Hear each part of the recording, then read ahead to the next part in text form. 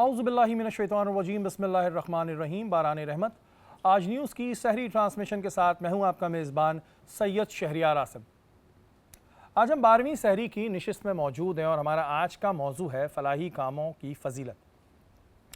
खिदमत खल्क इस्लाम की बुनियादी तालीमात में से एक है जो हमें सबक देता है कि हम बिला तफरीक लोगों की मदद करें। फलाही काम किसी ख़ास तबके या किसी ख़ास मौके के लिए नहीं होते, बल्कि ये एक तर्ज़ ज़िंदगी है जिसकी वजह से हमारे माशरे में मोहब्बत, अमांगी और भाईचारा पैदा होता है।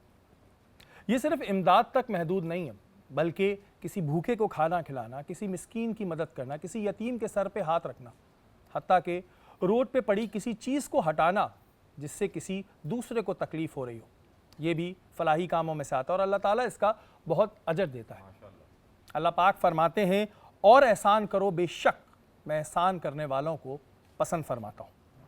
आज हम जानेंगे कि फ़लाही काम और इनकी फ़जीलत क्या है। हमारे साथ मौजूद हैं मुफ्ती मोहसिन उज़्ज़मा साहब। अस्सलाम वालेकुम। वालेकुम अस्सलाम वरहमतुल्लाहि वबरकातुहू। हमारे जो आज के मेहमान हैं बाय प्रोफेशन ये चार्टर्ड अकाउंटेंट हैं, बहुत ही कम उम्र से ये फ़लाही कामों में मसरूफ़ अमल हैं। हमारे साथ मौजूद हैं अब्दुल्ला एहसान सैयद FFP के चेयरमैन हैं। 16 साल से जो इनकी NGO है वो काम कर रही है। अस्सलाम वालेकुम। वालेकुम अस्सलाम। आपको खुशामदीद कहते हैं। जज़ाकल्लाह, बहुत शुक्रिया शहरियार भाई इनविटेशन के लिए, थैंक यू सो मच। और जो हमारी दूसरी मेहमान हैं वो एक मल्टी टैलेंटेड खातून हैं और जितने भी हमारी फील्ड से रिलेटेड लोग हैं वो सभी उनको जानते हैं। आप हेयर स्टाइलिस्ट भी हैं, मेकअप आर्टिस्ट भी हैं, आप बात करें तो फैशन स्टाइलिस्ट भी हैं, इन्फ्लुएंसर भी हैं, इमेज कंसल्टेंट भी हैं। और कहते हैं कि जो इनसे एक दफ़ा या तो मेकअप करवा ले या हेयर स्टाइलिंग करवा लेना तो फिर उसकी शक्ल बिल्कुल चेंज हो जाती है। हमारे साथ मौजूद हैं बीनिश परवेज़। अस्सलाम वालेकुम। वालेकुम अस्सलाम, how are you? I am good. आपको खुशामदीद कहते हैं। Thank you so much for calling on this show. Abdullah, आपसे शुरुआत करेंगे। माशाल्लाह आपकी एज इतनी ज़्यादा नहीं है, आप चार्टर्ड अकाउंटेंट भी हैं, वहाँ पे भी आप एक अच्छा काम कर रहे हैं। 16 साल से आप अपनी NGO रन कर रहे हैं, तो ये इतनी कम उम्री में ख्याल कैसे आ गया? फ़र्स्ट ऑफ़ ऑल शहरियार भाई वंस अगेन आपका बहुत शुक्रिया। My pleasure. और शहरियार भाई ये मेरी एज थी 15 साल का था मैं, और उस टाइम पे आई वाज इन मैट्रिक, तो 10 रुपये पॉकेट मनी मिलती थी और उस टाइम बैक इन 2009 तो 5 रुपये मैं ख़र्च करता था और 5 रुपये मैं सेव करता था। Still I have that diary with me, ताकि मोटिवेशन मिल सके कि कहाँ से काम स्टार्ट किया था और किस पैशन और किस विज़न और किस मिशन के लिए ये काम किया था। तो ये वहाँ से शुरू हुआ। लेकिन ये जो सवाल है कि ये क्यों हुआ और कैसे हुआ, तो इसका जवाब आज भी मैं वैसे ढूंढ रहा हूँ, क्योंकि मतलब कोई भी आप काम स्टार्ट करते हैं उसके पीछे कोई रीज़न होता है। एग्जैक्टली। बट एक 15 साल के बच्चे के जहन में क्या चीज़ होगी कि वो इस काम के अंदर आएगा, तो वो अभी तक मैं उस चीज़ को सोचता हूँ, समझता हूँ, तो हमेशा यही ख्याल आता है कि घर के अंदर चीज़ें जो हैं वो मैं देखता था कि घर वाले हमेशा हेल्पिंग हैंड थे। और फिर जब भी मैं बाहर निकलता था, आई वॉज नॉट वेरी मैं मतलब बाहर निकलने वाला इतना बच्चा नहीं था कि जो घर में रहने वाले, घर में स्टूडियस टाइप ऑफ चाइल्ड। तो वहाँ से जो है ना, फिर जब मैं बाहर देखता तो बहुत मुखलिसी मुझे दिखती थी, और पाकिस्तान से जो एक मोहब्बत है अभी भी, तो उसमें मुझे हमेशा ये सवाल आता था कि हम क्यों नहीं कुछ कर सकते। मतलब हमेशा घर के अंदर भी वो TV चलता था तो उसके अंदर वो इस पे तनकीद और उस पे तनकीद, वो सारी चीज़ें अपनी जगह एक वैल्यू रखती हैं, लेकिन हमारा भी किरदार है जो हम इस माशरे का हिस्सा हैं। तो वहाँ से चीज़ें डेवलप हुई। साथ साथ फिर पढ़ाई भी थी। मैं मेडिकल बैकग्राउंड से था, और क्योंकि my parents wanted me to become a doctor, तो बट हुआ ये कि मैंने जब अपनी बहन को देखा, she is a doctor as well, तो मैंने देखा कि वो 10 साल 12 साल का पूरा एक स्पैन है। तो व्हेन आई थॉट कि भाई ये 12 साल तो मैं एक 4 दीवारी के कमरे के अंदर बंद हो जाऊंगा, तो मैं ये ऐसी सर्विसेज नहीं कर सकता। तो फिर मैं ये अकाउंटेंसी की तरफ शिफ्ट हुआ। It wasn't my passion, just because इसकी कोई क्लासेस नहीं होती, इसकी कोई अटेंडेंस नहीं होती, तो इसके थ्रू मैं खैर घुसा इसके अंदर कि मैं इस चीज़ को जो है ना पढ़ूँ और सीखूँ। फिर वहाँ से उससे मुझे बहुत बेनिफिट भी मिला, क्योंकि लीगल एंड कंप्लाइंसेस के अंदर मैंने बहुत काम किया है with banks and financial institutions. तो और मैंने ऑडिट फर्म में भी काफ़ी टाइम। और उसके साथ साथ फिर आपकी ये जो NGO है ये भी आपने इसकी रजिस्टर्ड कब हुई? आप किस एज में रजिस्टर्ड कराई? Back in 2017 we got it registered, क्योंकि मैं उससे पहले उस एज पे नहीं था कि मैं उसको रजिस्टर करा सकूं, क्योंकि लीगल अबाइडेंस भी थी।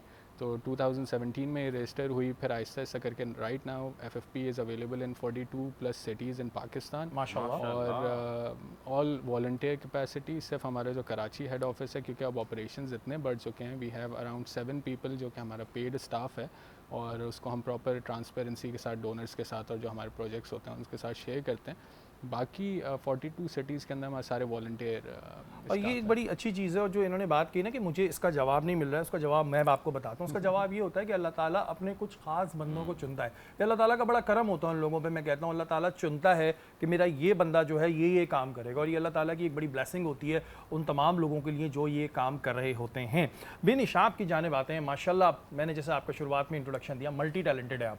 अब मैं यही सोचता हूँ कि बिनिश से सवालात कहाँ से शुरू करूँ, क्योंकि माशाल्लाह इतना आपके पास टैलेंट है। बिनिश, आपकी शुरुआत कहाँ से हुई? बचपन से शौक़ था? क्योंकि माशाल्लाह आप बहुत अलग अलग सेक्टर्स में काम कर रही हैं, तो आपकी शुरुआत कैसे हुई? I always wanted to become a hairdresser. Okay. Because मेरा passion जो है वो hair था. ठीक है। And फिर eyes makeup and all.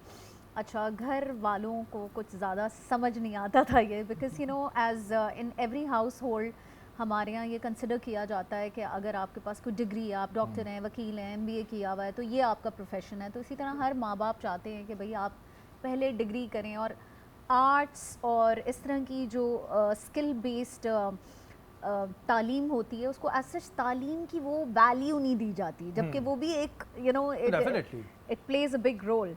So of course थोड़ी सी डिफ़िकल्टी हुई, ऐसे घराने में पैदा हुई थी जहाँ सब बहुत डिग्री याफ्ता टाइप बहुत ज़्यादा पढ़ रहे थे। तो हाँ, बहुत पढ़ रहे थे, तो एकदम से वो ज़रा सा था माँ बाप के लिए कि हेयर ड्रेसर मतलब नाक कटानी है, तो वो थोड़ा सा था बिगनिंग में।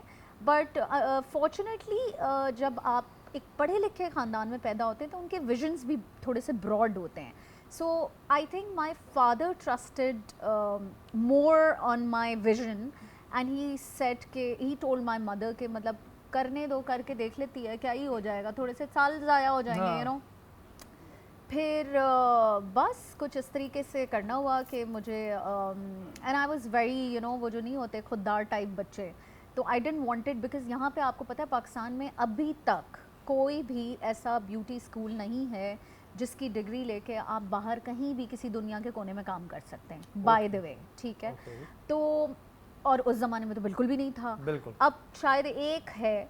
तो मैंने सोचा कि क्या किया जाए, अब जाना तो पड़ेगा मुल्क से बाहर, लेकिन माँ बाप के तो बड़े पैसे खर्च हो जाएंगे और वो भी नहीं करने, यू नो, बिकॉज क्योंकि आप अभी खुद भी कंफ्यूज होते हो। या no, I am from a middle class family, तो किसी भी मिडिल क्लास फैमिली के लिए अपने बच्चे को बाहर भेजना डॉलर्स में या यू नो यूरोज़ में पढ़ाई अफोर्ड करना इवन नाउ इतना मुश्किल है, तो उस ज़माने में तो खैर फिर भी। तो आई डिसाइडेड कि मैंने अपनी पढ़ाई का खर्चा खुद उठाना है।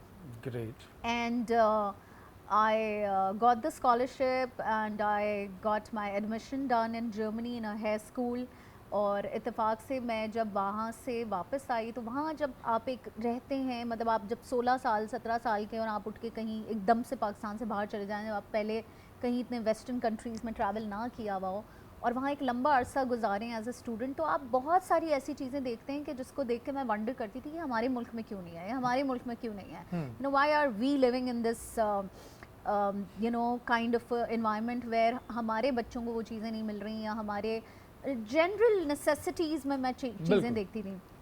सो I decided at that time that you know even if I go back, whatever profession I'm going to pursue or whatever, I'll make sure कि I'll make a point that I will make a difference. And that is why जब आपने कहा ना कि versatility in my field, कहने को तो मैं एक हेयर ड्रेसर और मेकअप आर्टिस्ट का कोर्स करने गई थी, लेकिन मैंने सोचा वापस आके कि अगर मैंने हर गली के सैलून की तरह एक सैलून खोल लिया और मैंने सिर्फ उसी विजन के साथ काम किया, तो मैं शायद अपनी पॉकेट्स तो भर लूँगी, लेकिन it's not gonna make me proud to make my name so big, सही है। और फिर वो एक लिमिटेड विजन हो जाता है। लिमिटेड विजन जो कि मेरा कभी भी नहीं था, बचपन से नहीं था। you know, कुछ बच्चे जो है वो थोड़े से आर्टिस्टिक होते हैं, उनके विजन्स भी डिफरेंट होते हैं और वो दूसरे बच्चों से डिफरेंट भी होते हैं, and I was always that kind of a child. तो मैं जब वापस आई तो मेरे पास दो ऑप्शंस थे कि मैं एक हेयर ड्रेसर बन जाऊँ सैलून खोल के और अपना काम करूँ, अपने पैसे कमाऊँ, और फिर मैंने ये सोचा कि हमारे पास ब्यूटी स्कूल्स नहीं हैं, so why not start educating. That's when I became educator. जब मैं एजुकेटर बनी तो वो एज एन एजुकेटर इतना काम अच्छा होने लग गया और लोग सीखने में लाइक Interested हो वर्ड ऑफ गए। माउथ से चीज़ें होने लगी। तो फिर मेरे पास एक दो सेलिब्रिटीज़ सुनते सुनते आए, क्योंकि उनके कुछ हेयर के ऐसे मसले थे, क्योंकि केमिकल्स में भी डील करती हूँ मैं, तो उनके कुछ मसले थे जो उनके किसी प्रोजेक्ट्स में रुकावट बन रही थी, तो वो आए, दे फाउंड मी।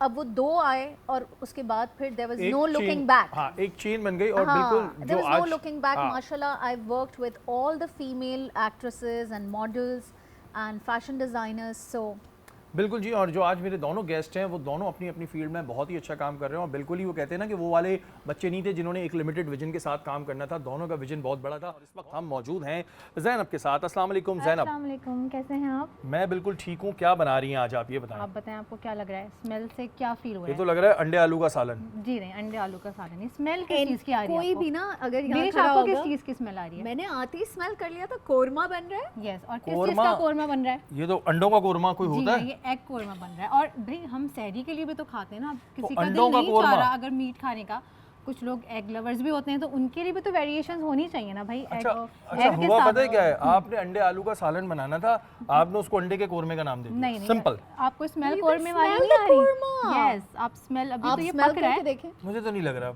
अभी थोड़ा जब सा आप करीब खाएंगे आके तब smell आपको करें ना। लगेगा। हाँ हाँ बिल्कुल कोरमा है, आप तो कोरमा दूर है। से रहे क्योंकि आप पे ऑयल को बहुत शौक है। हाँ, आपके आप भी अपने कपड़े बचाइएगा। White, ये हम जो है ना तीनों white हैं by the way स्टेन, आज, नहीं, yes. आपके लग जाए स्टेन, हमें ना अच्छा, लगे। ये क्या बात हुई अच्छा मेरे कैसे से? बना रही हैं आप, ये बताएं। अच्छा जी, मैं ये बना रही हूँ डालडा कुकिंग ऑयल में।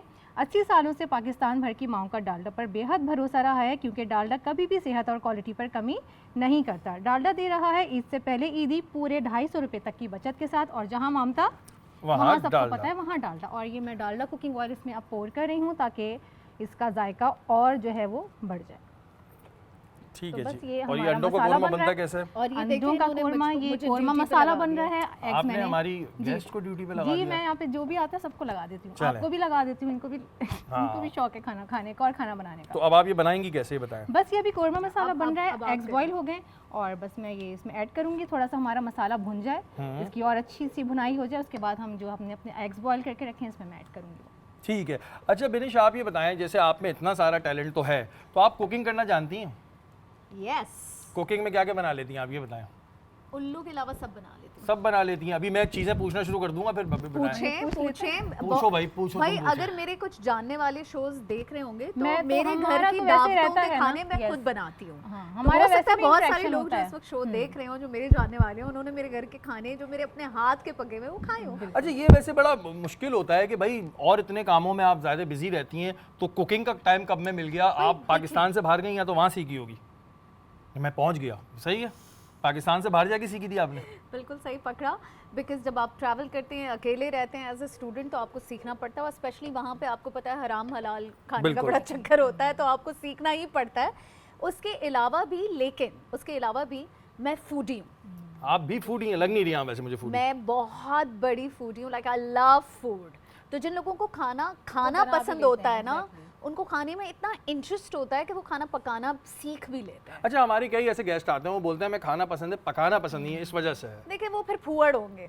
वर्ड भाई ये बहुत बड़ा स्टेटमेंट है, ये मेरा नहीं है, ये इनका है। अच्छा आज आपने माशाल्लाह ड्रेस भी बड़ा अच्छा पहना हुआ है, जबरदस्त ड्रेस पहन के आई हैं आज आप। This is a very nice designer called Ayesha Ibrahim. उनका पेज है आयशा इब्राहिम ऑफिशियल करके इंस्टाग्राम पे, और मुझे खुद एक्चुअली बहुत मज़े का लगा, बिकॉज ये बिल्कुल लेटेस्ट कट के ऊपर है, फर्शी शलवार और शॉर्ट शर्ट्स। ये मुझे लग रहा है कि रमज़ान इफ्तारियों का जो कपड़े हैं और हमारी ईद की जो इस वक्त जो कट है, जो बहुत ज़्यादा इन रहेगा, तो जितने लोग ईद के लिए कपड़े बनाना चाह रहे हैं वो फर्शी शलवार बना रहे हैं, because it's very in. Abdullah हमारे साथ मौजूद हैं। अब्दुल्ला, जो आपकी एनजीओ है, ये किन किन सेक्टर्स में काम करती है? शहरियार भाई, ये तकरीबन 16 सेक्टर्स हैं जहाँ पर हमारी एनजीओ काम करती है, और जिसके अंदर एजुकेशन, हेल्थ, टेक्नोलॉजी, एनवायरनमेंट और इस तरह से बहुत सारे हमारे पास प्रोजेक्ट्स हैं।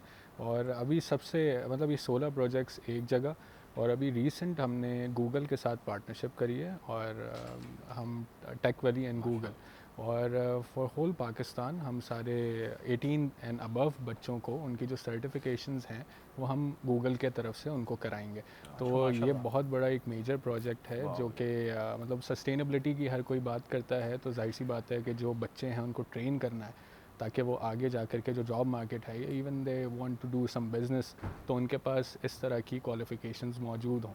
तो अभी देखें अल्हम्दुलिल्लाह ये तो एक हमारी पार्टनरशिप उनके साथ हुई है और इसको पूरे मुल्क के अंदर हम जो है लेके आगे लेके चलेंगे। अच्छा है कि माशाल्लाह अगर कोई ये सीख जाता है तो फिर वो अपने पैरों पे खुद खड़ा हो जाएगा। Exactly. उसको किसी का वेट नहीं करना पड़ेगा कि कोई इमदाद आएगी या मदद आएगी, वो अपने पैरों पे आप खड़ा हो जाएगा। अच्छा, आप लोगों का एक दस्तरखान भी मैं देखता हूँ, उसके बारे में ज़रा हमें बताइए। तो असल में तकरीबन कोई 12 साल हो गए, तो हम कराची के अंदर भी दस्तरखान लगाते हैं जो अफ्तार का होता है हमारा, और तकरीबन 12 साल से लगातार वो हम करते आ रहे हैं क्योंकि हमारे साथ जो स्पॉन्सर्स हैं, जो डोनर्स हैं, वो हमें साथ इस पे जो है सपोर्ट कर रहे होते हैं। और इसमें कभी भी कोई गैप नहीं आया, शायद 1-2 दिन का भी गैप नहीं आया माशाल्लाह। और अभी भी हमारी एक कोशिश है कि हम सहरी के ऊपर भी जो है वो काम करें और लोगों के घर पे जो है वो सहरी डिलीवर कराएं, क्योंकि बरो अफ्तार तो कराची अल्हम्दुलिल्लाह मतलब इस तरह हमारा शहर जो इतना खुले दिल का मालिक है, बिल्कुल। तो उस दिन मैं ट्रैवल कर रहा था तो मतलब ऑलमोस्ट मैंने आधा शहर कवर किया और मुझे हर जगह 300 मीटर पे कोई ना कोई मतलब अफ्तार को दस्तरखान नज़र पानी आएगा, कोई बिल्कुल। दे रहा है, कोई अफ्तार, तो ये एक तो एक ब्लेसिंग है एक तरह से। तो हम सहरी के अंदर ये चीज़ चाहते हैं क्योंकि घरों में लोगों के पास अफ्तार में तो हो जाता है, मिल जाता है, लेकिन सहरी में नहीं मिलता। तो कोशिश है हमारी कि हम उसके ऊपर भी वर्किंग करें। एक हमारे पास मस्जिद है सुरजानी के साइड पे, तो वहाँ से हम बहुत मतलब खाना वहीं पर कुक होता है और वहीं से वो तकरीबन 150 फैमिलीज़ हैं जहाँ पर उनके राइडर्स जो है ना हमारे जाके डिलीवर करते हैं। तो अभी कोशिश है कि उसके ऊपर हम काम करें। बिल्कुल, बहुत अच्छी चीज़ है। ये तमाम चीज़ें हम देखते हैं और जो ज़ाहिर एनजीओ इनकी है ये पूरे साल काम करती है। वहीं अब्दुल्ला, एक सवाल ये आता है कि रमज़ान और मुबारक के महीने में हमें जैसे कहते हैं ना बरसाती मेंढक, ऐसी बहुत सारी एनजीओज़ नज़र आने लगती हैं जिन्हें हमने कभी साल में क्या कभी देखा ही नहीं होता, लेकिन रमज़ान मुबारक के महीने में आके वो लोगों से फ़ंड मांगने लगते हैं। लोगों को कितनी तहकीक करनी चाहिए, क्योंकि वो अल्लाह ताला ने भी कहा है कि अगर आप अल्लाह की राह में कुछ खर्च कर रहे हैं तो आंखें बंद करके नहीं करें, आप उसकी तहकीक करें कि आया ये चीज़ एक सही बंदे के पास जा रही है नहीं जा रही। तो तहकीक कितनी ज़रूरी है, क्योंकि मुझे ऐसी रमज़ान मुबारक के महीने में जैसे बेकारी माफिया बहुत दिखता है ना, ऐसी कुछ ऐसी एनजीओ नज़र आती हैं जिन्हें हमने कभी सुना ही नहीं होता। नहीं, बिल्कुल आपने सही पॉइंट रेज़ किया है। Being a financial person as well, तकरीबन 600 अरब रुपए का सिर्फ रमज़ान का बजट होता है एनजीओज़ का, जो कि डॉक्यूमेंटेड होता है, जो अकाउंट्स के अंदर आता है। तो शरिया भाई आप खुद इमेजिन कर सकते हैं कि हम डोनेशन बहुत सारे लोगों को, बहुत सारे सोशल वर्कर्स, एनजीओज़ को कैश के फॉर्म में देते हैं, तो ये अप्रॉक्स रीच करता होगा 2000 अरब के आसपास। We are talking in billions. तो जो कि हम एनजीओ को समझते हैं ना कि ये तो बस ऐसे ही कोई काम कर रहा है, कोई अफ्तार लगा रहा है, कोई प्रोजेक्ट कर रहा है, it's a very big industry. आप समझते हैं कि वो तहकीक जो है वो बड़ी तहकीक, मैं आपको इसमें शायद भाई और चीज़ें ऐड करूँगा। देखें उसके अंदर रजिस्ट्रेशन अब बहुत एक लेंदी प्रोसेस है जो गवर्नमेंट ने बनाया है। अब उसको अगर फॉलो करते हुए कोई चलेगा तो ऑब्वियसली उसके अंदर चेक एंड बैलेंस आ जाएगा। जैसे अगर मैं आपको बताऊं, रजिस्ट्रेशन है, फिर बैंक अकाउंट है, उसकी ऑडिट रिपोर्ट्स हैं, फिर आपकी ज़कात एग्जेम्पशन है। आप ऐसे ज़कात नहीं ले सकते किसी से, मतलब मैं आपसे अगर रिक्वेस्ट करूं कि शरिया भाई आप मुझे ज़कात दें, तो लीगली अबाइड नहीं कर रहे हैं हम, अगर तो मेरे पास ज़कात एग्जेम्पशन नहीं मौजूद है जो कि कमिश्नर के पास से मिलती है। फिर अभी हुकूमत ने एक और पाकिस्तान सेंटर ऑफ फिलैंथ्रोपी के तरफ से जो है एक सर्टिफिकेट लॉन्च करी पीसीपी की, तो वो अलग एक सर्टिफिकेट है, वो इट्सेल्फ एन ऑडिट है और 3 साल का 1 साल का उसकी सर्टिफिकेट मिलती है। तो ये पूरा एक प्रोसेस है। अगर किसी एनजीओ के पास मौजूद है तो पहले तो आप ये चीज़ें देखें उनके पास ये चीज़ें हैं या नहीं है, क्योंकि ये काम ऐसा नहीं है, क्योंकि इसके अंदर एक और मज़े की चीज़ है, एडमिनिस्ट्रेटिव कॉस्ट। अब शरिया भाई मतलब हम यहाँ पे बहुत सारी चीज़ों को कैजुअल लेते हैं।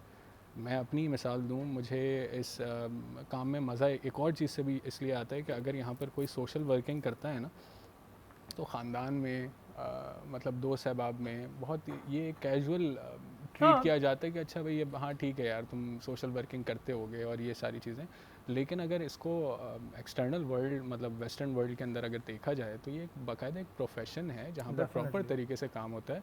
अब यही चीज़ अगर पाकिस्तान में लागू हो जाती है तो आप सोचें ना कि अगर 2000 अरब का बजट है और उसमें प्रोफेशनली लोग काम कर रहे हैं तो सस्टेनेबल प्रोजेक्ट्स आएंगे। बहुत सारे ऐसी एनजीओज़ हैं जो बहुत सस्टेनेबल काम कर रहे हैं, सस्टेनेबिलिटी के ऊपर काम कर रहे हैं, तो अब अगर इस तरीके से काम होगा तो बहुत बेहतरीन रास्ते की तरफ गामजन हो जाएगा पाकिस्तान। और बिल्कुल जी, वो कहते हैं ना कि ना मुस्तहक को देना भी गुनाह है, मतलब जो मुस्तहक नहीं है आप उसको दे रहे हैं, ये भी जो है वो गलत है। बिदिश, आपसे मैं जो है बालों के हवाले से सवाल करूँगा, लेकिन क्योंकि टाइम कम है, थोड़ा सा मुझे एक बात बताइएगा कि आप भी, मैंने जब हमारी बात हो रही थी, सोशल वर्क आप भी करती हैं, तो आपको ये शौक़ कैसे हुआ था? अगेन जैसे मैंने आपको बताया कि जब मैं बाहर जा रही थी तो मुझे ये रियलाइज़ हुआ कि मेरी तरह की, and I am also from a middle class family, तो मुझे रियलाइज़ हुआ कि बहुत सारी लड़कियां ऐसी होंगी जो आर्टिस्टिक होंगी, अपने पैरों पे खड़ा रहना चाहती होंगी, कुछ बनना चाहती होंगी, लेकिन शायद अगर यहाँ पे स्कूल ही मौजूद नहीं है और वो अफोर्ड नहीं कर सकते बाहर जाना, तो फिर उनके लिए क्या सल्यूशन है। So when I came back I promised my self कि मैं जिस हद तक हो सकता है, क्योंकि हर इंसान अपनी कैपेसिटी में रह के ही काम कर सकता है, तो मुझे लगा कि if this is my speciality, तो मैं इसी फील्ड में रह के अगर कोई चैरिटी कर सकती हूँ एज एन एजुकेटर, तो मैं उसके ऊपर काम करूँगी। तो फिर मैंने कुछ चैरिटी बेस्ड इस तरीके से NGOs हैं, उनके साथ मिल के क्लासेस कंडक्ट करना, सेमिनार्स कंडक्ट करना, लोगों को प्रॉपरली इस फील्ड में जो नॉलेज हमें बाहर जाके डॉलर्स यूरोज़ में मिलती है, वो उनको यहाँ, एक तो ज़बान का भी मसला है, हर कोई इतना पढ़ा लिखा, और ये है स्किल बेस्ड फील्ड। देखें यहाँ पे जितनी लड़कियाँ जो हमारी फील्ड में काम करने के लिए आती हैं, अनफॉर्चुनेटली उनकी बेसिक एजुकेशन भी नहीं हुई होती। जैसे अगर मैं कल सैलून खोलती हूँ और मैं कोई लेबर रखती हूँ, तो वो कभी मैट्रिक भी किया हुआ होता है, कभी नहीं भी किया हुआ होता। तो आप सोचें कि उनको जब बेसिक एजुकेशन ही नहीं हुई है, तो वो स्किल बेस्ड एजुकेशन को समझना, and specially hair is related to chemicals, तो आपको तो साइंस पढ़नी है पहले, अच्छा, आपने केमिकल की बात की, अब क्योंकि ब्रेक आ जाएगा तो फिर हम उसको वहीं से कंटिन्यू करेंगे। ये केमिकल क्या सेफ़ हैं? क्योंकि आप ज़ाहिर केमिकल्स में डील करती हैं, कि जो लोग बालों में केमिकल्स करवाते हैं, अब तो ज़ाहिर ऑर्गेनिक इतना नहीं है, सेफ़ है ये? देखिए, सेफ़ तो केमिकल्स कभी हो ही नहीं सकते, लेकिन चूँकि ये एक लग्जरी सर्विस है, तो आप उसको फिर ऐसी जगह से अवेल करें, जैसे मैंने बताया कि जो भी लेबर है उसको प्रॉपरली एजुकेशन मिली हुई हो, वो सर्टिफाइड हो, उसको पता हो कि कौन से बाल के ऊपर किस किस्म का केमिकल्स, कितनी मिकदार, क्या उसकी चीज़ें हैं जो अप्लाई होंगी तो वो डैमेज नहीं करेगा, ब्रेकेज नहीं देगा। तो ये सारी चीज़ें तालीम से आती हैं, अनफॉर्चुनेटली हमारे यहाँ ब्यूटी स्कूल्स हैं ही नहीं, एंड स्पेशली अगर हैं भी तो वो अपना सितारा चमकाने में लगे हुए हैं, वो चैरिटी बेस्ड एजुकेशंस नहीं देते। अच्छा, हमारे यहाँ हम ये देखते हैं, मैं किसी सैलून का नाम नहीं लूँगा, वहाँ पे जाओ तो बस जी ठीक है, वो कोई भी केमिकल यूज़ हो जाता है। क्या किसी के भी बालों में केमिकल अप्लाई करने से पहले उसके बालों की जांच पड़ताल ज़रूरी है, या किसी के भी कर दो बस ठीक है? नहीं, हम स्टैंड टेस्ट ले सकते हैं, और एक्चुअली लेना भी चाहिए। और उसके अलावा अगर आप इतने एक्सपर्ट हैं कि आप प्रैक्टिसिंग हेयर ड्रेसर के पास जाएंगे, तो वो तो देख के भी बहुत सारी चीज़ें अपने तजर्बे से बता देता है। लेकिन एक और ड्रॉबैक जो हमारे यहाँ पाकिस्तान में इस पर्टिकुलर फील्ड में है, वो हमारे पास लाइसेंस नहीं है। आपको जितने सैलून्स मिलेंगे, अगर कोई ऐसा इंसान सुन रहा है जो इस तरह के इदारे के अंदर कोई चेंज ला सकता है, तो प्लीज़ खुदारा, वी रियली नीडेड, बिकॉज बहुत सारे लोगों की स्किन और बाल और शायद उनकी ज़िंदगी बर्बाद हो। अच्छा, ये बड़ी इंपॉर्टेंट बात एक बनिश ने की है, क्योंकि हमारे यहाँ कुछ प्रोफेशंस को ना, जैसे कि उन्होंने कहा कि अगर कोई अपना NGO खोलता है तो बहुत से लोग कहते हैं हाँ बस ठीक है हम NGO चला रहे हैं, ये एक प्रॉपर काम है। इसी तरह जो इनका प्रोफेशन है, ये बहुत इंपॉर्टेंट काम है, जिससे हेयर, स्किन, तमाम चीज़ें जो हैं आपकी डायरेक्टली या इनडायरेक्टली मुतासर हो सकती हैं। तो इसके ऊपर भी कोई रूल्स एंड रेगुलेशंस होने चाहिए, या फिर जिसकी मर्जी वो खोलता रहे। मैंने अपने अंडों का कोरमा तैयार कर लिया है और इसमें आलू डाल दो तो अंडे आलू हैं ये, लेकिन ये कोरमा है। लेकिन इन्होंने जबरदस्ती एक नाम दे दिया है कि ये जो है कोरमा है। मैं बचपन से अम्मी के हाथ का खाता आ रहा हूँ, इसको अंडे आलू का सालन कहते हैं। ये एग कोरमा है। चले जी, मान लिया भाई, अब आगे बनाएंगे, दस्तरखान पे बात करेंगे, दस्तरखान पे बात करेंगे। ड्रिंक क्या बनाई है? मैंने ड्रिंक बनाई है आज क्यूकम्बर कूलर। क्यूकम्बर कूलर ठंडा ठंडा मिंटी मिंटी सा, और इसको मज़ीद रिफ्रेशिंग बनाने के लिए मैं इसमें ऐड कर रही हूँ मरहबा गुलबहार। जहाँ प्यार वहाँ मरहबा गुलबहार, फलों फूलों और खालिस जड़ी बूटियों के अरकियास से तैयार करदा गुलबहार मरहबा गुलबहार है जी। और आपने इसका नाम बताया क्यूकम्बर कूलर। यस। तो इसमें क्या जो पानी भरा है वो कूलर से भरा है आपने? कूलर से नहीं भरा, क्योंकि समर्स आ रहे हैं, तो ये थोड़ी रिफ्रेशिंग सी ठंडी ठंडी ड्रिंक है, मिंटी सी ड्रिंक है। अब जब आप पियेंगे दस्तरखान पे तब आपको पता चलेगा। आपकी अपनी इन्वेंट करता है? नहीं, बनाते हैं लोग।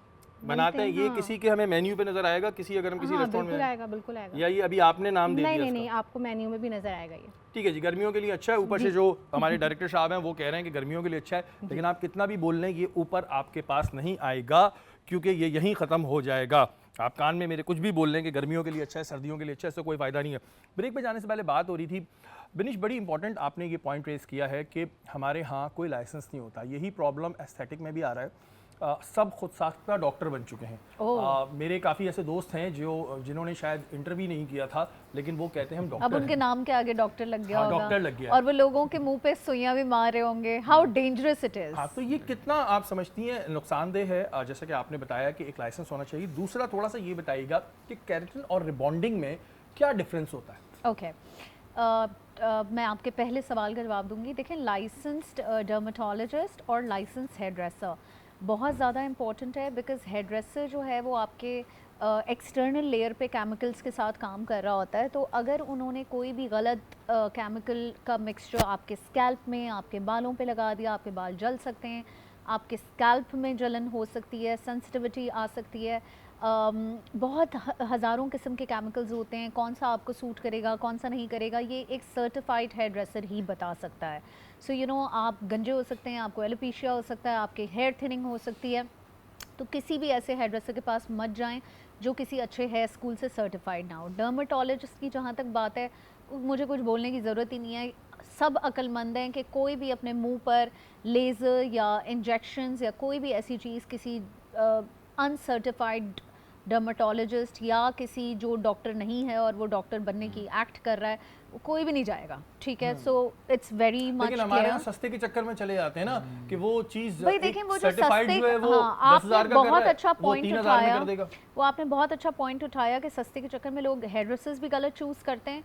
लेकिन फिर होता क्या है कि देखें, मेरे पास जितने लोग आते हैं, अगर वो गलत केमिकल ट्रीटमेंट किसी सस्ती डील में या करके आते हैं, आपको पता है उससे डबल खर्चा उनका मुझे सही करने के पैसे देने में हो जाता है। तो मैं हंसती हूँ, मैं कहती हूँ अगर आप पहले आके मुझे 20,000 दे देते तो इस वक्त आपको 60,000 नहीं खर्चने पड़ रहे होते। सही है।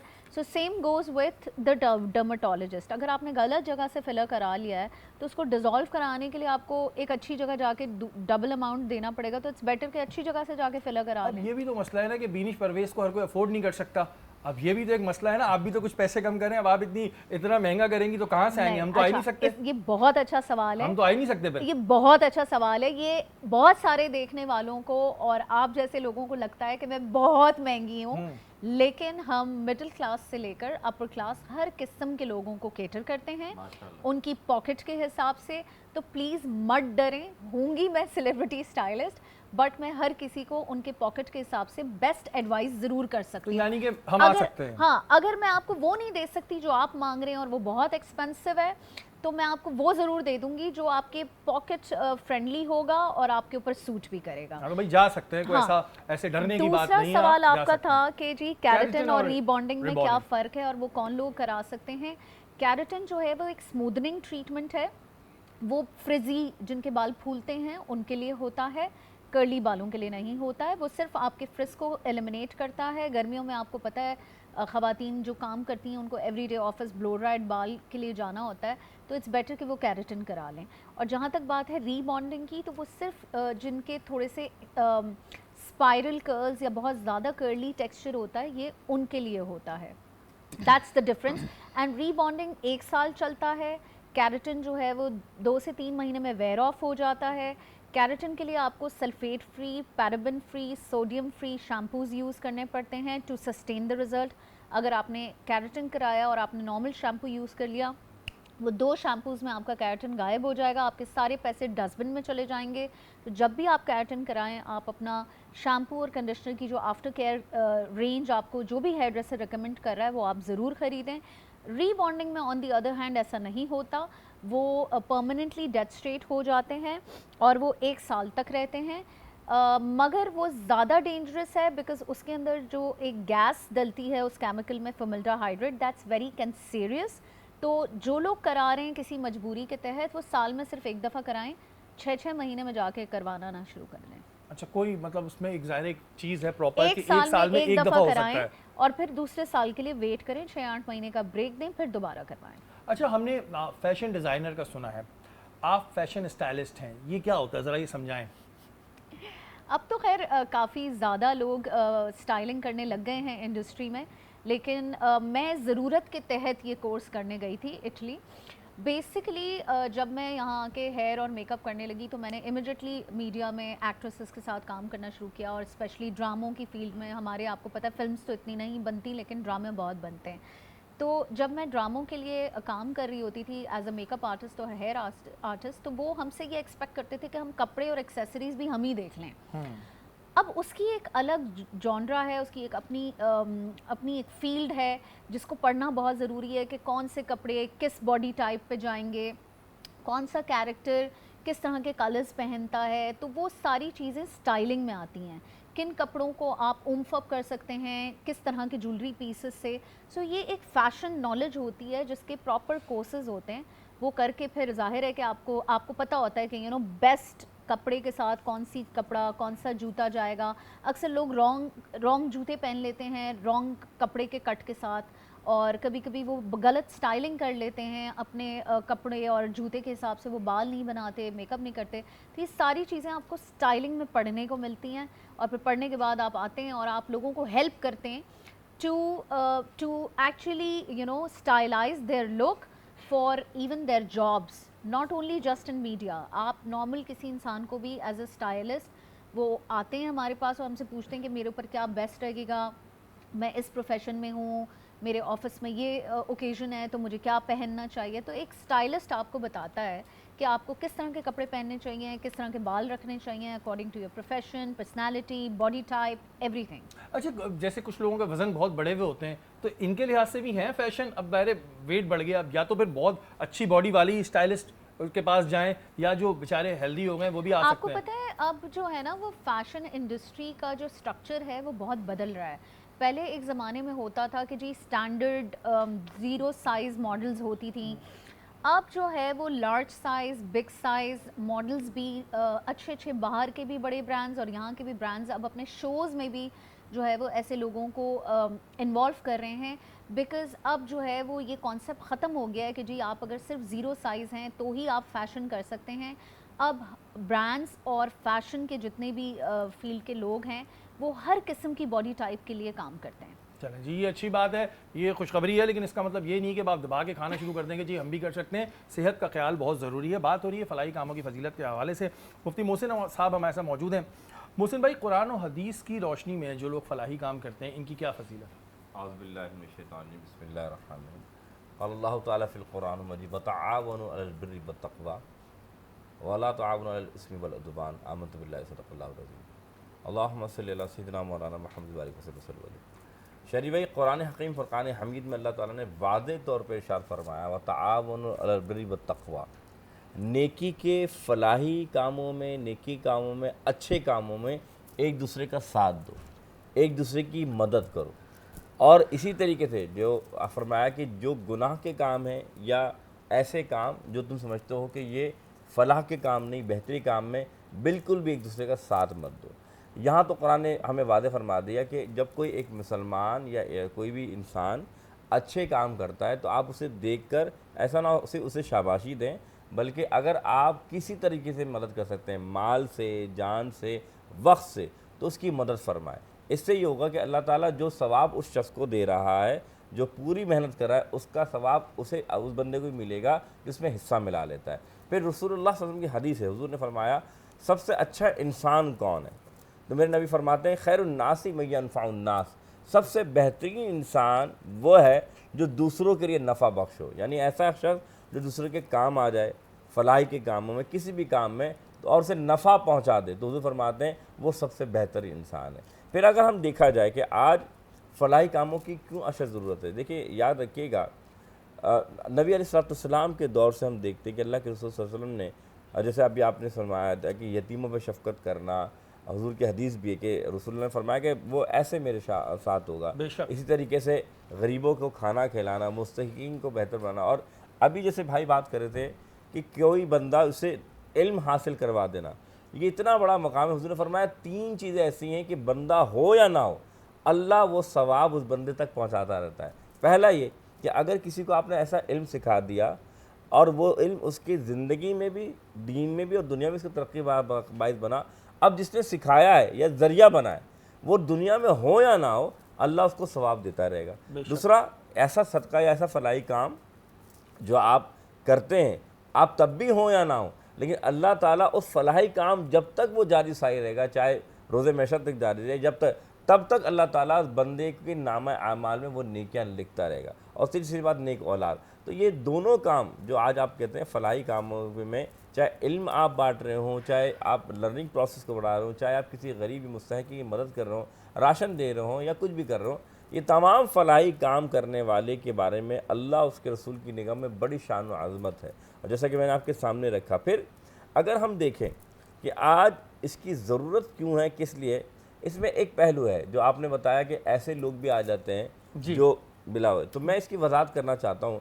रसूल करीम सल्लल्लाहु अलैहि वसल्लम ने फरमाया कि कोई शख्स अपनी कफ़ालत का माल उसके पास मौजूद है, यानी कि वो जो कमा रहा है उसकी ज़िंदगी रोज़ बसर हो रही है, फिर भी, या फिर वो कोई काम कर रहा है लेकिन फिर भी उसका वो सदका और खैरात मांगता है, ज़कात मांगता है, तो यकीन मानो ये माल जमा करना उसके लिए जहन्नुम की आँख को जमा करना है। अच्छा मोहसिन भाई, यही एक सवाल मैंने इनसे भी किया था, अब्दुल्ला से, वो आपसे करूँगा कि हमारे यहाँ कुछ हैं, मैं सबकी बात नहीं करता, बहुत सारे बहुत अच्छा काम कर रहे हैं, कुछ ऐसे भी लोग हैं जिन्होंने एक फलाही इदारा खोला हुआ है, ठीक है जी, रजिस्टर्ड भी कराया हुआ है, लेकिन जो वो पैसे ले रहे हैं लोगों से दूसरों की मदद के लिए, क्योंकि मैंने कुछ प्रोग्राम ऐसे किए हैं, मेरा प्रोग्राम ज़ाहिर ये भी एक जॉनर रहा है कि बस दिखाने की हद तक तस्वीरें होती हैं, उसके अलावा पीछे जो है वो कुछ और मामला चल रहे होते हैं, जिसे हम करप्शन कह लेते हैं। जो लोग फलाही कामों के नाम पे पैसा लेकर करप्शन कर रहे हैं, उसमें उनके लिए गुनाह क्या है? गुनाह यही है कि सबसे पहले कि आप बताएं कि आँख को ख़रीदना आसान है, जहन्नुम की आँख को, यानी कि ऐसा गुनाह कि जहन्नुम में डाला जाएगा, वो डालने से बेहतर उस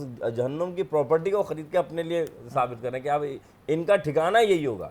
तो इसलिए हुजूर ने मना फरमाया कि क़तअन जायज़ नहीं है ऐसे शख्स का जो कि ऐसा काम कर रहा हो कि वो माल को अपने मुफाद में या फिर ऐसे मुफाद में जिसका इसराफ किसी सदका जिसके ऊपर लगता है उस पर ना हो रहा हो, तो वो गुनाह कर रहा है, फिर इसको नाजायज़ फरमाया गया। फिर ऐसे शख्स के लिए फरमाया गया कि वो जहन्नुम की आँख को ख़रीद रहा है। तो हम ऐसे लोगों को, पहली तो बात ये कि हुक्म ये दिया गया कि जिसको आप दे रहे हो तो पहले तो देखो कि रिश्तेदारों का पहले हक़ है, पड़ोसी का, ये पूरे जो लिल फ़क़राए वल मसाकीन का पूरा जो बाब है।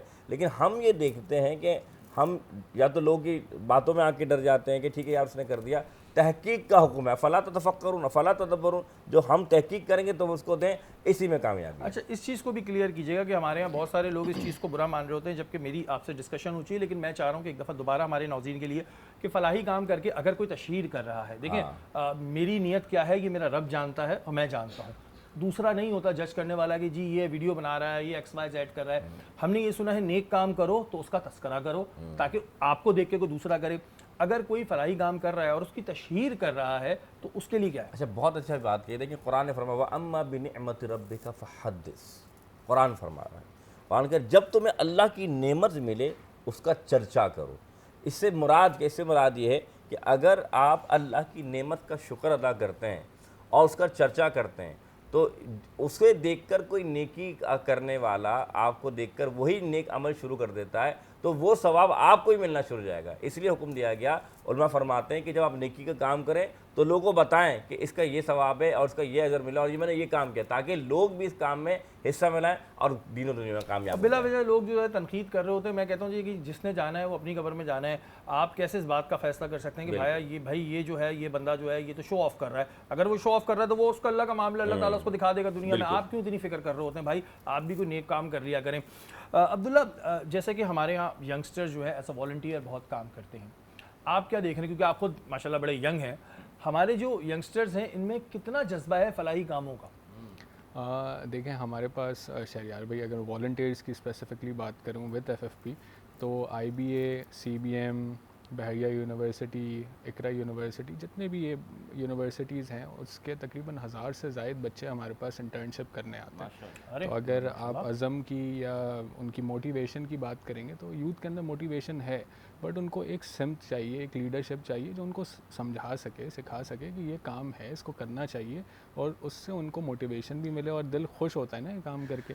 अगर बीच में स्पेस होती है किसी चीज़ की कि जहाँ पर आप काम करें और आपको अच्छा नहीं लगे, तो फिर लोग उससे जो है ना हटना शुरू हो जाते हैं। ये बीच में स्पेस आया था, हम सबको याद होगा, कोविड का टाइम था, और कोविड के टाइम में हर किसी ने सोशल वर्किंग करी और बहुत लोगों ने लोगों की हेल्प करी, लेकिन उसके बाद फिर देन अगेन एक फ़ेज़ आया कि डीमोटिवेशन, एक हवा फैली और उससे काफ़ी यूथ डीमोटिवेट भी हुई, लेकिन देन अगेन दोबारा से अब राह रास्त पे यूथ आ रही है और यूथ काम कर रही है, उनको मोटिवेशन मिल भी रही है और एक रास्ता भी मिल रहा है। अच्छा, हमारे यहाँ ये बिला वजह की बातें फैलाए थे कि यूथ जो है वो बड़ी दिल बर्दाश्ता हो गई है, ये हो गई है, हो गए हैं, लेकिन ये आप मेजॉरिटी की बात नहीं कर सकते कि सारे के सारे जो है वो दिल बर्दाश्ता हो गए। अच्छा, जैसे आपने बताया कि पाकिस्तान, कराची से बाहर भी आपके जो और यूनिट्स हैं वो काम कर रहे होते हैं, तो उनका राब्ता तरीक़ेकार क्या होता है आप लोगों के साथ? देखिए, हमारी एक कंट्री मैनेजमेंट टीम है पूरी, जिसको लीड कर रहे होते हैं कंट्री मैनेजर, और उसके थ्रू हम उन पूरी टीम्स के साथ, यूनिट्स के साथ हम राब्ते में रहते हैं और उनके साथ दीगर प्रोजेक्ट्स होते हैं, जैसे गूगल का प्रोजेक्ट है या स्कूल का प्रोजेक्ट है, या और दीगर हमारे पास एक्टिविटीज़ इंटरनेशनली या लोकली या कॉर्पोरेट या CSR फंड्स के थ्रू होती हैं, तो हम उनके साथ मिलके करते हैं। तो वो हमारे साथ समझ लें एक तरह से कनेक्टेड रहते हैं और उनके बहुत सारे मसले मसाइल हैं, क्योंकि देखें कराची, इस्लामाबाद, लाहौर, पिंडी या पेशावर या कोयटा अगर इसकी गुफ्तगू करें तो यहाँ तो फिर भी बहुत सारे इदारे हैं जो काम कर रहे हैं, लेकिन जो रूरल एरियाज़ हैं, क्योंकि if we talk about population तो 71% पॉपुलेशन हमारी इन लोगों की है, और हम हमेशा बात करते हैं तरक्की की, तो तरक्की हम 28 या 29% से कहाँ से लेके आ सकते हैं? हमें उनको फोकस करना पड़ेगा, तभी ये चीज़ हमने करी कि भाई उनको हम इंगेज करें अपने साथ, और जो भी प्रोजेक्ट करें उनके साथ मिलके करें, तो उनके साथ मोबिलिटी रखते हैं। एजुकेशन सेक्टर की बात की है, एक तो आपने बताया कि गूगल के साथ कर रहे हैं, अल्लाह ताला करे कि वो कामयाब हो। उसके अलावा जो स्कूल्स में आप लोगों का क्या रोल होता है इसमें? शरियार भाई देखें, उसमें हमारे साथ जो कॉर्पोरेट्स होती हैं, बहुत सारी कॉर्पोरेट एंटिटीज़ हैं जो हमें सपोर्ट करती हैं लाइब्रेरी और उनके कंप्यूटर लैब्स बनाने के लिए। तो हम स्कूल्स के अंदर, क्योंकि टेक्नोलॉजी आगे है, और आगे क्या मतलब अभी है, और टेक्नोलॉजी का दौर है, वो बहुत आगे निकल गया है मामला पाकिस्तान में। हमारे बच्चे ख़ासतौर पे गवर्नमेंट स्कूल के, अफसोस होता है, लेकिन यही मोटिवेशन भी है कि भाई इनके साथ मिलके काम करना है, इनको आगे का रास्ता इनको समझाना है। तो हम उनके स्कूल्स के अंदर लाइब्रेरीज़, क्योंकि किताब पढ़ना, जैसे इन्होंने गुफ्तगू करी आर्ट्स की, दुनिया के जितने भी चेंज मेकर्स हैं या हिस्ट्री हम पढ़ें तो आर्ट्स के लोग हैं, मैथमेटिशियंस हैं। कराची यूनिवर्सिटी में अक्सर अप्लाइड केमिस्ट्री और अप्लाइड फ़िज़िक्स के जो बच्चे होते हैं वो बेचारे वो होते हैं जिनकी परसेंटेज बिल्कुल कम हो या जिनको कहीं नहीं मिले एडमिशन, और वो अगर बाहर जाएं तो उनकी कितनी अहमियत है, और पाकिस्तान में बेचारे। तो साइमल्टेनियसली यही चीज़ है कि हम स्कूल्स के अंदर काम करते हैं, क्योंकि हमारी काविश ये है कि अगर इनमें से कोई एक बच्चा भी निकल करके पाकिस्तान को कोई एक सिम दे तो हमारे लिए बहुत डेफिनेटली जी। जो भी लोग नेक काम कर रहे होते हैं, कोशिश कर रहे होते हैं, उनका मकसद ये होता है कि अगर 1% भी बदलाव आ जाए, 1% की मैं बात कर रहा हूँ, तो आपका मकसद पूरा हो जाता है। ज़ाहिर है हम पूरी दुनिया को नहीं बदल सकते, 100% को नहीं बदल सकते, लेकिन अगर कोई एक भी हमसे मुस्तफ़ीद हो रहा है तो हमारी ये अचीवमेंट है। सहरी का दस्तरखान इस वक्त जी यहाँ पर आप देख रहे हैं लगा हुआ है, और जो अंडों का कोरमा बनाया था वो अभी तो वैसे मुझे पता चल गया कैसा है, लेकिन फिर भी मैं मेहमानों से पूछूंगा। सुर की आवाज़ें मुझे अभी से आ रही हैं और दबा के मिर्चें डाली हैं इन्होंने। मोहसिन भाई, आप पहले बताएं कैसा लगा? मिर्चें तो हैं, मिर्चें है ना, लेकिन माशाल्लाह जायका चटपटा है। चटपटा? आपसे किसी ने कहा था कि चटपटा बनाना ज़रूरी है? नहीं, चटपटा is different, this is like literally थोड़ी सी मिर्ची ज़्यादा है। मुझे पहले लगा कि शायद मुझे ज़्यादा लग रही है, पूरे सेट से मुझे सुर की आवाज़ है, लेकिन जायका है, नो डाउट, बहुत अच्छा जायका है, अल्हम्दुलिल्लाह। ठीक है। Nice actually. अब्दुल्ला, आप बताएं जी। नहीं, इट्स वेरी टेस्टी। तो आपका हाथ क्यों रुक गया फिर? नहीं, मैं एक्चुअली सहरी इतनी ज़्यादा होती नहीं, कि हम राशन डिस्ट्रीब्यूशन के इस टाइम पे वो चल रही होती है, हाँ हाँ, तो इतनी ज़्यादा, और ये एक लॉन्ग टर्म प्रैक्टिस है, like since 10 years। That's why he is that this much thin. हाँ बिल्कुल जी, स्लिम एंड स्मार्ट है, इस वजह से ये सहरी ऐसे ही होना चाहिए। कम करते हैं। आपको मिर्चें लग रही हैं जी दबा के? मुझे तो बहुत अच्छी लग रही हैं, बिकॉज मैं बहुत कम स्पाइसी खाना खाती हूँ, तो इसलिए थोड़ा सा स्पाइस ज़्यादा है मेरे लिए। बट एज ही सेड कि चटपटा है, लजीज है। पास कर दिया आपने। हाँ, और सरी में एग्स वैसे भी लेने चाहिए। अच्छा, ये मुझे बताएं, आज मिर्चें क्यों डाल दी इतनी? चटपटा थोड़ा सा हो गया, चटपटा आज शायद हो गया, देखा।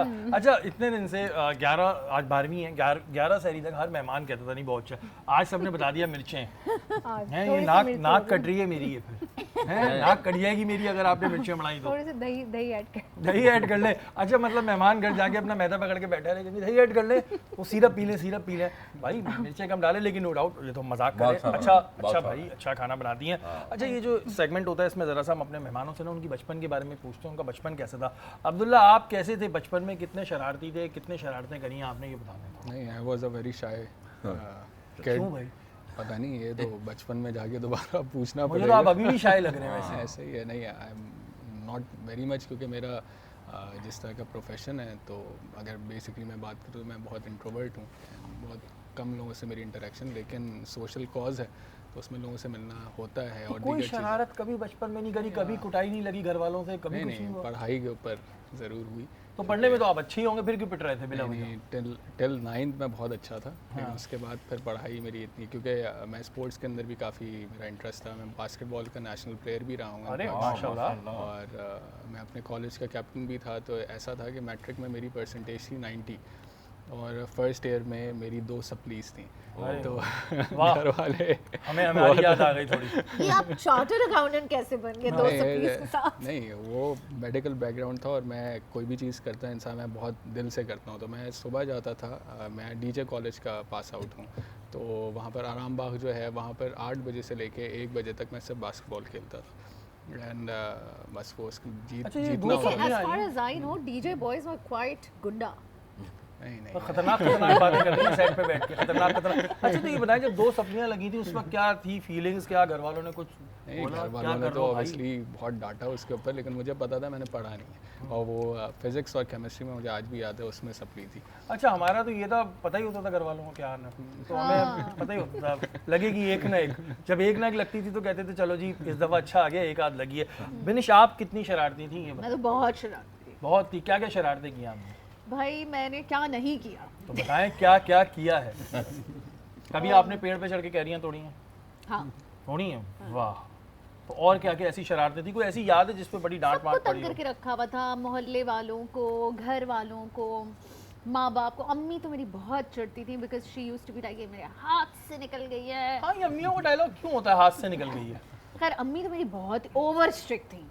तो देखो, जब ओवर स्ट्रिक्टनेस होगी तो बच्चा खुद ही अपना रास्ता फाइंड आउट कर लेता है ना, to not to do what they want them to do.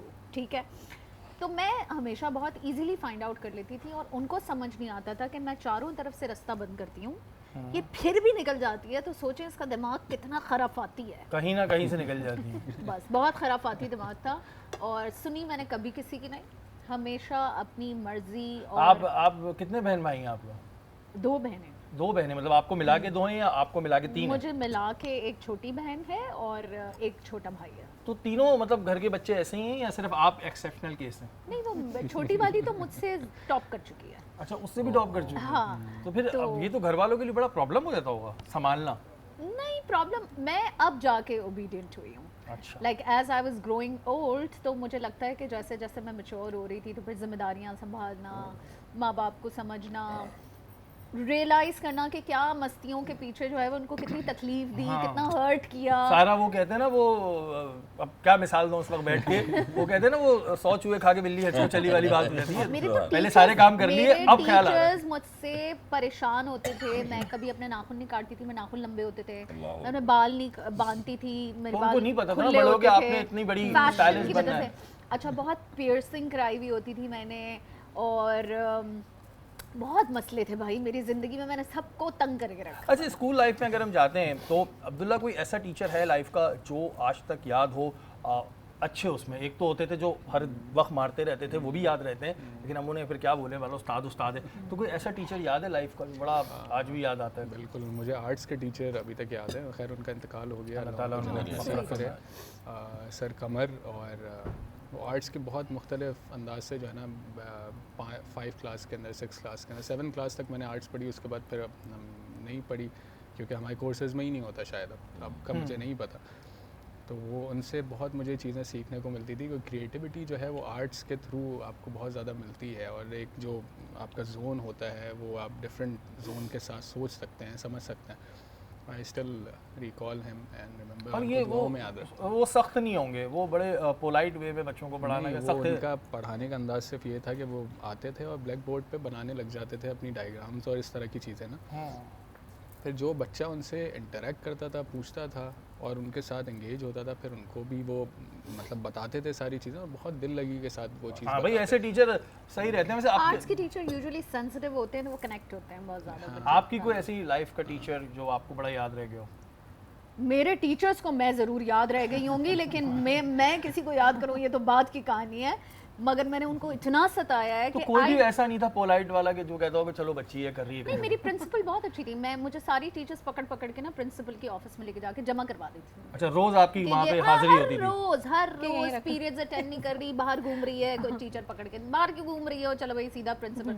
अच्छा, principal somehow she used to understand me as a person और what I don't know what kind of क्या उनके दिमाग में चल रहा होता था।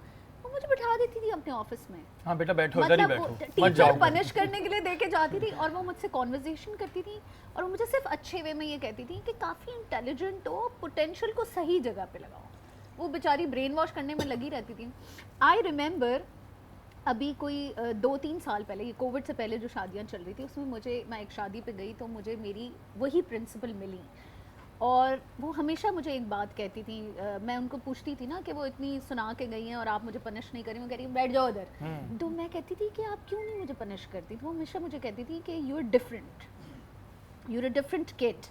तो जब मैं अभी थोड़े दिनों पहले उनसे मिली तो मुझे कहती थी मैं तुम्हें नहीं कहती थी तुम डिफरेंट हो, तुम कुछ अलग किस्म अच्छा, की आप इसकी बात बताइएगा। उन्होंने ये तो नहीं कहा कि मेरा भी हेयर स्टाइलिंग कर दो फ्री में? नहीं, वो तो स्कार्फ पहनती हैं। हाँ। तो बस ये है कि हाँ, अब जाके मुझे कदर होती है कि मैं शायद उस टाइम पे कोई अच्छी नहीं, आप बहुत अच्छा, आप लोग बहुत अच्छा मगर काम टीचर्स को मैं ज़रूर याद होंगी। और बिल्कुल जी, टीचर को भी याद होंगी। और उन्होंने कह भी दिया है कि बीनिश परवेज़ को हर कोई अफोर्ड कर सकता है। हर कोई से मुराद जो थोड़े पैसे खर्च करना चाह रहा हो तो बिल्कुल अफोर्ड कर सकता है। ये मत डरें कि जाएंगे तो पता नहीं कितने हज़ारों का बिल रख देंगी कि ये हो चुका है।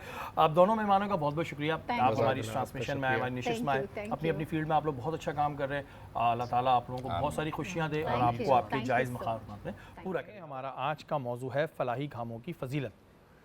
मोहसिन भाई, जो लोग फलाही काम करते हैं, जैसे कि आपने बताया कि उन्हें बहुत सवाब मिलता है, अल्लाह ताला के बहुत करीब होते हैं।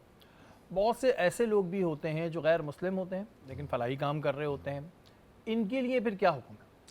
अच्छा देखें, सबसे पहली बात कि जो अल्लाह के रसूल सल्लल्लाहु अलैहि वसल्लम की हदीस है, अल्लाह के रसूल ने फरमाया तुम ज़मीन वालों पर रहम करो, आसमान वाला तुम पर रहम फरमाएगा।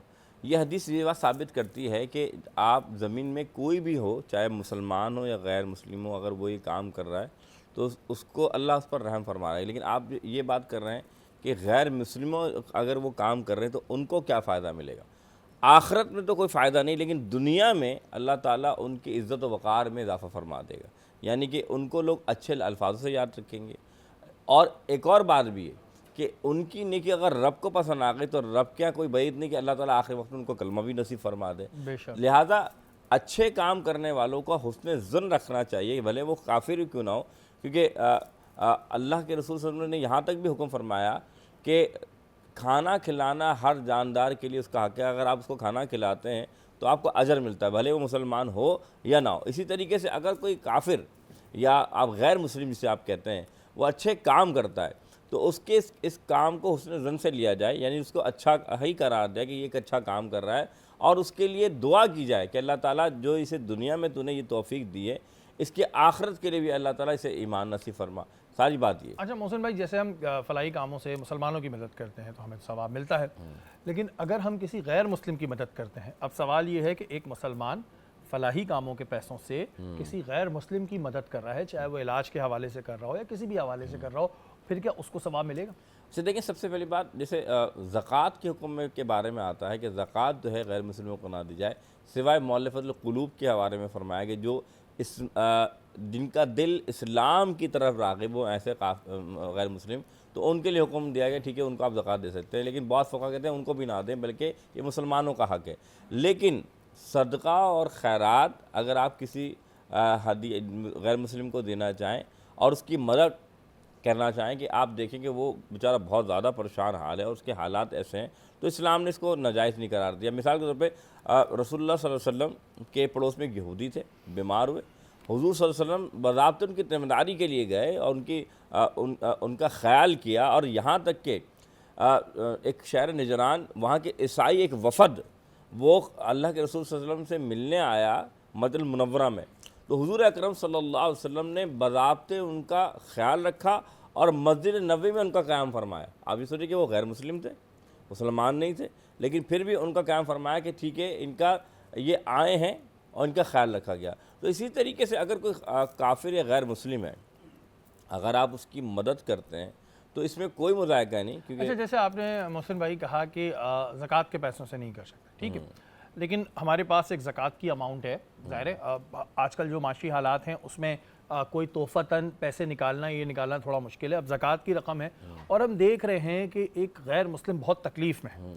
अल्लाह ताला तो पूरी कायनात का मालिक है, ऐसे ही वो भी अल्लाह का बंदा है, मुस्लिम है या गैर मुस्लिम है, एक अभी टॉपिक अलग है, तो क्या फिर भी हम मदद नहीं कर सकते? नहीं, बिल्कुल कर सकते हैं। बास मैंने कहा ना, फ़ुक़हा ने फिर इसकी इजाज़त दी है कि अगर वाक़ईतन वो इतना तड्डर और उसकी कोई मदद नहीं कर रहा, तो उसमें फ़ुक़हा ने फरमाया कि आप उसको ज़कात की रकम दे दें। लेकिन इस्तदलाल और उला यही है कि काफिर को ये ना दिया जाए माल, ये माल मुसलमानों का हक़ है, उन्हीं को दिया जाए, लेकिन उसको भी इस सूरत पे दिया जाएगा कि वो इस्लाम की तरफ राग़िब हो जाए, वो दिन की तरफ राग़िब, और अच्छा है, क्योंकि ऐसा ना हो कि एक वो शख्स काफिर तो है ही, लेकिन फिर वो नाज़ुबिल्लाह ऐसे अफ़ाल कर दे जैसे ख़ुदकुशी कर ले या अपने आप को मार ले, और अपने तो फिर वो और गुनाहगार हो जाएगा। यानी कि काफिर तो है, लेकिन वो दुनिया में भी एक जुर्म साबित होगा। तो इसकी मदद कर ले कि हो सकता है वो इस तरह इस्लाम कबूल कर ले या अच्छाई की तरफ आ जाए, तो उसकी मदद की जा सकती है। अच्छा मोहसिन भाई, अक्सर जो मैंने सवाल पहले भी किया था, मैं चाहूँगा कि उसको दोबारा आपसे ज़रा मैं क्लियर करवाऊँ कि बहुत से लोग हमारे यहाँ ऐसे हैं जो ज़ाहिर नेक नियति के साथ मदद करना चाहते हैं, लेकिन बग़ैर तहक़ीक़ के किसी को भी पैसे दे देते हैं, किसी भी NGO का सुना उसको पैसे दे दिए। ऐसी सूरत में क्या उन्हें सवाब मिलेगा? पहले तो ये मुझे बताइएगा। देखें हुक्म तो शरई यही है कि अगर उन्हें तहक़ीक़ नहीं की और बाद में भी नहीं की, तो उनके तो पहला तो लाजमी फ़र्ज़ ये कि वो उसमें जो अल्लाह ताला ने मसारिफ़ ज़कात या जिनको आप देखिए जिनको हुक्म फरमाया कि सदका खराज दिए जाए, जिसमें फ़ुक़रा हैं, मसाकीन हैं, मुसाफिर है, फिर वो जो अल्लाह की राह में जाते हैं फ़ी सबिल्लाह, फिर मुअल्लफ़त क़ुलूब हैं, फिर जो अल्लाह की राह में ख़र्च करते हैं यानी कि मदारिस हैं, इन सब को अब देख रहे हैं कि आप ये जितने भी लोग हैं जो आप इनके अलावा ऐसी NGO जो आप देखते हैं कि वो वाक़ईतन ऐसा काम नहीं कर रही जो कि हक़ में इस्लाम ने फरमाया कि ये फ़लाह का लोग, बल्कि वो अपने पेट भर रहे हैं, साफ बात है, या फिर दूसरे काम में लगे, तो आप गुनाह तो नहीं मिलना क्योंकि उनको पता नहीं लगा, लेकिन फिर भी पता लग जाए फिर भी वो उसकी मदद कर रहे हैं तो वो उस गुनाह में शामिल होंगे, क्योंकि कुरान ने फरमाया कि वतआवनु अलल बिर्रि वत्तक़वा वला तआवनु अलल इस्मि वल उद्वान।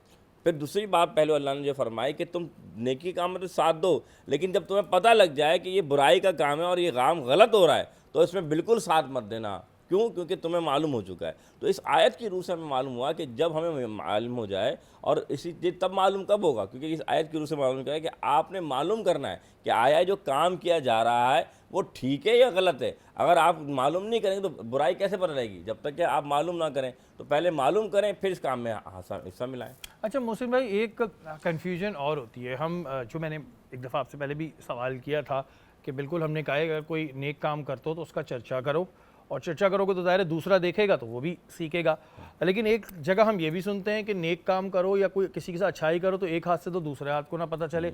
इसमें अब हम कंफ्यूज हो रहे हैं कि एक जगह कहा जा रहा है कि एक हाथ से तो दूसरे को ना पता लगे, और एक जगह तशहीर का हुक्म है। उसमें दो बातें हैं। पहली बात रियाकारी, अगर आपके इस अमल से आपके अंदर रियाकारी आ रही है, दिखावा आ रहा है, रियाकारी हदीस में तो शिर्क असगर है, शिर्क अल्लाह को बिल्कुल ना। लेकिन रियाकारी है या नहीं है इसका फैसला तो फिर वो और अल्लाह ही करेगा। बंदा, मैं आपको बता रहा हूँ मिसाल के तौर पे, अगर एक शख्स को ये मालूम चल रहा है कि एक बंदा दिखावा कर, आप कह रहे हैं कि आप वो बंदा जिसने अमल किया उसको देख कर कोई कर ले, मैं उस बंदे की बात कर रहा हूँ ये काम कर रहा है। अगर कोई बंदा ऐसा कर रहा है और आपको लगता है कि यार तो ये तो दिखावा कर रहा है, और ये बात इंसान के फेल से भी तो मालूम होता है ना, इन्नमल अमालु बिन्नियात भी है, लेकिन नीयत के साथ साथ उसके किरदार और अफकार नज़र आ रहे हैं कि यार ये दिखावा कर रहा है। अगर आपको ऐसा लग रहा है कि ये वाक़ईतन दिखावा कर रहा है और इसका मैं साथ दूंगा, तो मुझे लगता है ये जो काम कर रहा है ये वाकई फलाई वाला काम है, तो आप रुक जाएं। बेहतर यही कि फिर आप उस पर तहकीक करें, तहकीक करने के बाद फिर उसका साथ दें। लेकिन अगर आप ये कह रहे हैं कि नहीं ये सिर्फ मेरा वहम है, तो सारी बात ये कि जो नेकी का काम कर रहा है, कुरान ने ये भी तो फरमाया कि उनका साथ दो, फिर आप साथ दें। आप क्यों यू वसफ़िज़ु फ़ी सुदूरिन्नास मिल जिन्नति वन्नास, आप वसवसे पे क्यों पढ़ रहे हैं कि पता नहीं ये काम कर रहा हो कि नहीं कर रहा हो। आपने तहकीक कर ली, माल अल्लाह के नाम पर दे दिया, अब इसमें आप ज़्यादा सचपन में ना पड़ें कि अल्लाह ताला आपको अजर दे देगा। अच्छा, जो लोग फलाही कामों में एज ए वॉलंटियरली काम कर रहे होते हैं, उनके लिए क्या सवाब है? क्योंकि ज़ाहिर है हर बंदा उस बड़े पैमाने पे काम नहीं कर सकता, लेकिन एक आपके अंदर जज्बा है, रमज़ान मुबारक का महीना है, वैसे भी है, हम ये चाहें कि भाई हमें भी सवाब मिले, तो हम जो फलाही कामों में एज अ वॉलंटियर काम कर रहे होते हैं, लेकिन इनके लिए रसूलुल्लाह क्या? की ये हदीस बिल्कुल हमारे सामने कि हुजूर फरमाया कि अगर किसी अफ्तार कराने वाले को तुम इतनी अफ्तारी करा दो, कितना कि एक खजूर पिला दो, ये एक पानी पिला दो, तो पूरे दिन जो उसने रोज़ा रखा है उसका सारा सवाब तुम्हें भी मिल जाएगा। इसी तरीके से अब आप सोचें कि आपने सिर्फ एक खजूर खिला दिया और पानी पिला दिया, तो पूरा सवाब उस रोज़ार का आपको मिल रहा है।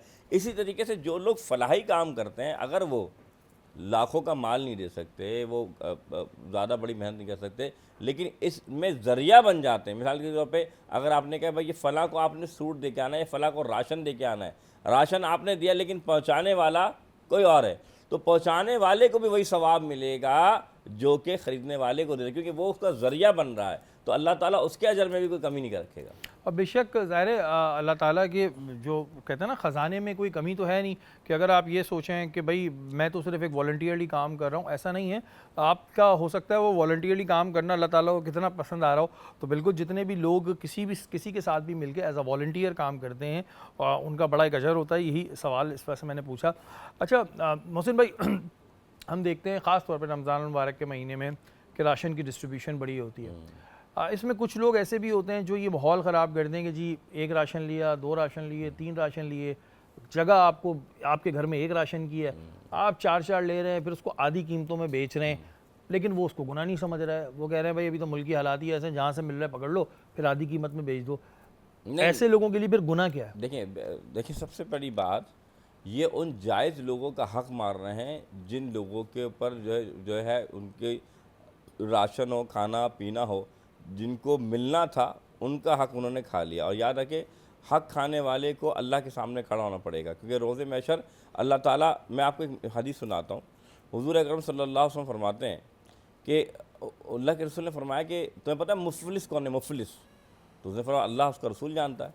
तो अल्लाह के रसूल ने फरमाया मुफलिस वो होगा जो समझेगा कि मैंने बड़ी बड़ी नेकियां की हैं, मिसाल के तौर पे ना मैंने ज़कात का माल जमा कर लिया, सब कुछ कर लिया, लेकिन जब वो आएगा तो फिर उसके सामने जब वो कहेगा तो मैं जन्नत में जाऊँगा, मैंने बड़ी बड़ी नेकियां करी, फरमाया फिर लोग आ जाएंगे कि इसने हमारा ये माल खाया, इसने हमसे ये दिया, तो फिर अल्लाह ताला फरमाएगा यहाँ तक कि उसकी नेकियां सब बढ़ जाएंगी और फिर उस बंदों के गुनाह उस पर डाले जाएंगे कि जो जिसके पास नेकियां नहीं बची। तो याद रखिएगा, जो ये कर रहा है कि अपने माल को जो उसको हिस्सा मिल गया, वो समझ रहा है कि अब लेकिन फिर भी जमा कर रहा, फिर उसको आधी कीमत में फ़रोख्त कर रहा है, तो उन हकदार का वो हक़ खा रहा है, और जो हकदार का हक़ खाएगा तो अल्लाह के सामने उस रुकने तो गुनाहगार हो जाएगा। बिल्कुल जी। और आज बात हो रही थी फ़लाही काम और उनकी फजीलत के हवाले से, और बिल्कुल जो लोग फ़लाही कामों में बढ़ चढ़ के हिस्सा लेते हैं अल्लाह ताला के बड़े करीब होते हैं, अल्लाह ताला के बड़े ख़ास चुने हुए बंदे होते हैं। तो बिल्कुल हम सबको अपने अपने तौर पे फ़लाही काम करने चाहिए।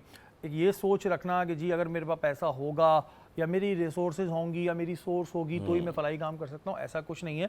आपका एक रोड से पत्थर हटाना भी मेरे रब को पसंद आ सकता है, और हम सब की जो ज़िंदगी का मकसद है वो यही है कि किसी तरह जो हमारा रब है वो हमसे राज़ी हो जाए, और इसी मकसद के साथ हमें अपनी ज़िंदगी गुजारनी चाहिए। हमारी नशिस्त का वक्त ख़त्म हो गया है, कल इंशाअल्लाह ताला दोबारा मुलाकात होगी। अपने मेज़बान सैयद शहरियार आसिम को इजाज़त दीजिए। पाकिस्तान जिंदाबाद।